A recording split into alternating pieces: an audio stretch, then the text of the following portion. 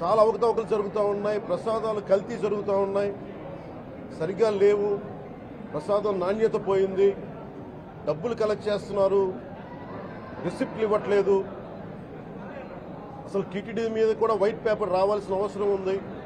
ఇవన్నీ కూడా మేము చాలాసార్లు అనుకుంటా ఉన్నాం. కానీ ఈ స్థాయిలో కల్తీ జరుగుద్దని, కల్తీ ఉంటుంది, ఫుడ్ అడల్ట్రేషన్ ఉంటుంది, చేసే తిండిలో కల్తీ ఉంటుంది, అన్ని దేవాలయాల్లో కూడా ప్రమాణాలు పాటిస్తున్నారా లేదా అన్న చర్చ బయటకు వచ్చింది ఈరోజు. ముఖ్యంగా తిరుపతి లడ్డు ప్రసాదాన్ని మహాప్రసాదం శ్రీవారి మహాప్రసాదానికి సంబంధించి ఇది మీకు ప్రత్యేకించి నేను చదివి వినిపిస్తాను మీకు.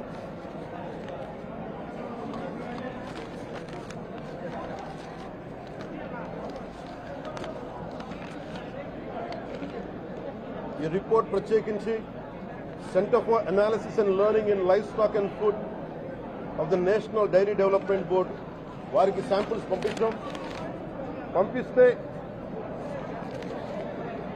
ఇది వాళ్ళు తెలియజేసింది స్టాండర్డ్ వాల్యూ లిమిట్స్ ఎలా ఉండాలి అని వాళ్ళు చెప్పారు. ఏం చెప్పారంటే pure milk fat shall have a reading between pure milk fat shall have a reading between 95.68 to 104.32, but all the ghee samples had values around 20, which means the ghee is highly adulterated. And subsequent table lo సహజంగా నెయ్యిలో స్వామివారికి సహజంగా నెయ్యిలో కల్తీ వ్యాపారులు కల్తీ చేసేది plant based కల్తీ జరుగుతూ ఉంటుంది, అదే తప్పు. అలాంటిది దీంట్లో ప్రత్యేకించి తెలియజేసింది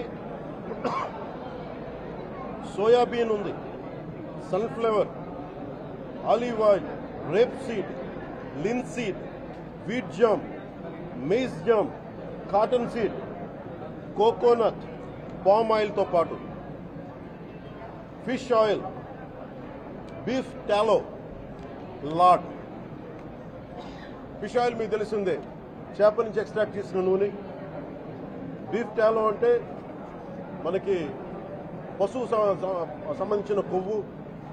అలాగే లాడ్ అంటే మనకి మన పందికి సంబంధించిన కొవ్వుని. ఇవి ఎక్కువ ఉన్నాయి. ఈ దారుణం ఏంటంటే శతాబ్దాలుగా పోరాటం చేస్తున్నారు రామజన్మ అయోధ్య రామ మందిరం కోసం. దానికి కూడా వీళ్ళు 1,00,000 లడ్లు ఇలా బీఫ్ తోటి, పిగ్ ఫ్యాట్ తోటి,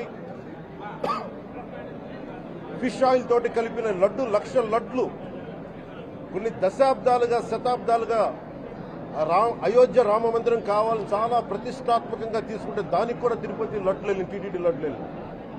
ఇది దేశమంతా దీన్ని కదిలిపోయింది. ఈ రోజున ఇలాంటి అపవిత్రం జరిగింది. దీని గురించి ప్రస్తావిస్తే రిపోర్ట్లు బయటకు వస్తాయి.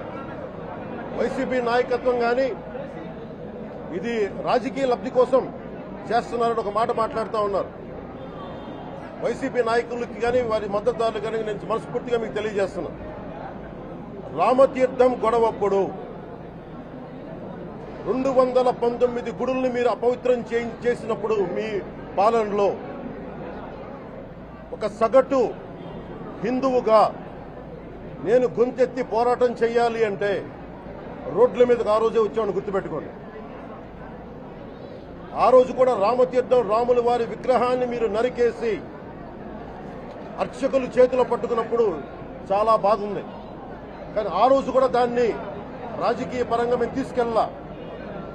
దోషులకి శిక్ష పడాలి, వీళ్ళెవరో కనుక్కోండి. ఈ రోజు వరకు మీరు పట్టించుకోవాలా.